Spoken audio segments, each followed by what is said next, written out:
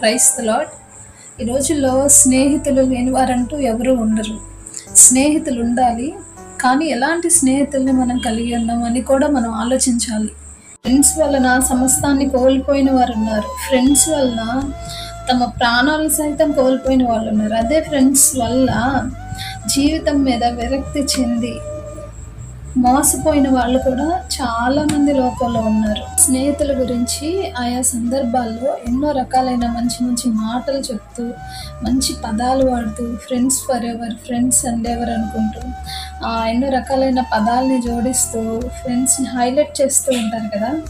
అది మంచిదే, కానీ ఒక మంచి స్నేహితుని మన జీవితంలో ఎంచుకోలేకపోతే మనం ఆ సమయానికి ఎంత సంతోషంగా ఉన్నాం ఆ స్నేహితుని వల్ల, అదే స్నేహితుని వలన ఎన్నో ఇబ్బందులు మనం ఎదుర్కోవాల్సిన పరిస్థితి ఉంది.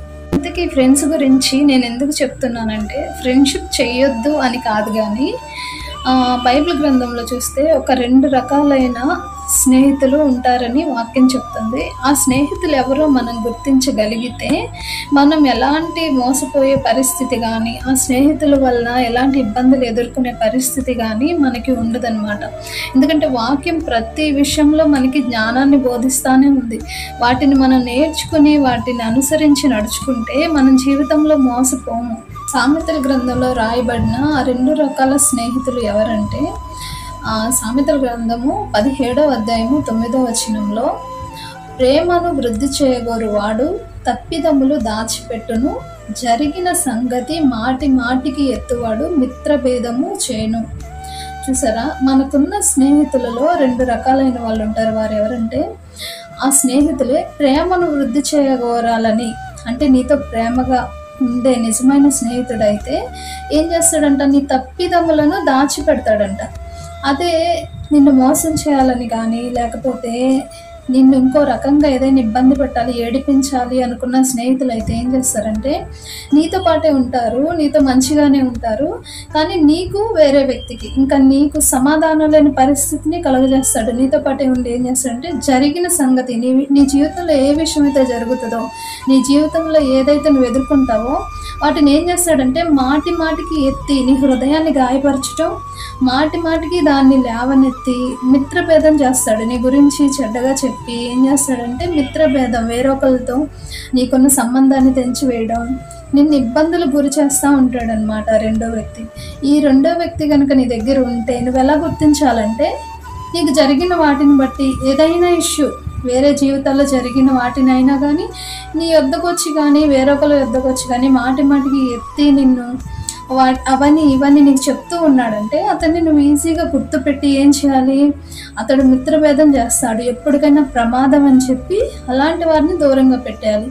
అదే నీకు మంచి స్నేహితులు ఎవరంటే, నువ్వు ఎలాంటి తప్పు చేసినా, నువ్వు ఎలాంటి పరిస్థితిలో ఉన్నా నీ తప్పిదములను దాచిపెట్టి నిన్ను మాత్రం ఇబ్బందులు గురి చేయకుండా ఉండే వ్యక్తి ఎవరైతే ఉన్నారో అలాంటి వ్యక్తి నీకు నిజమైన స్నేహితుడు అనమాట. అలాగే బైబిల్ గ్రంథము ఒక మంచి స్నేహితుడిని మనకు పరిచయం చేసింది. ఆయన ఎవరంటే నజరేయుడైన యేసుక్రీస్తు. ఆయన ఏం చేశారంటే, నిజమైన స్నేహితుడు తన ప్రాణము పెట్టును అనే మంచి మాట బైబిల్ గ్రంథంలో ఉంది. నిజంగా మన కొరకు ప్రాణం పెట్టింది ఎవరంటే మన యేసయ్య. ఆయన నిజమైన స్నేహితుడు.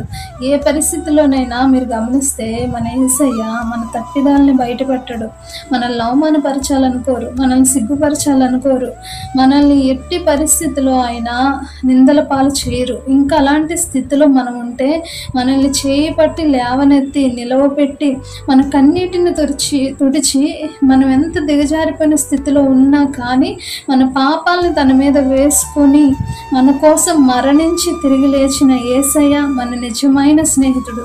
దీన్ని నువ్వు గుర్తించగలిగితే, దీన్ని నువ్వు ఒక్కసారి గ్రహించగలిగితే నువ్వు ఇంకెప్పటికీ యేసయ్యని మర్చిపోవు, ఆయన ప్రేమను విడిచిపెట్టవు, ఆయన స్నేహాన్ని మాత్రమే నువ్వు కోరుకుంటావు.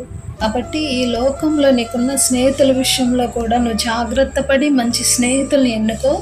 అలాగే పరలోకమందు నీకు నిజమైన స్నేహితుడు ఉన్నాడని కూడా నువ్వు గుర్తించి ఆయన యొద్దకు రా. ఆయన యొద్దకు వచ్చావంటే ఈ లోకంలో స్నేహితులను కూడా ఎవరిని ఎన్నుకోవాలో కూడా అటు జ్ఞానం కూడా నీకు అనుగ్రహింపబడుతుంది.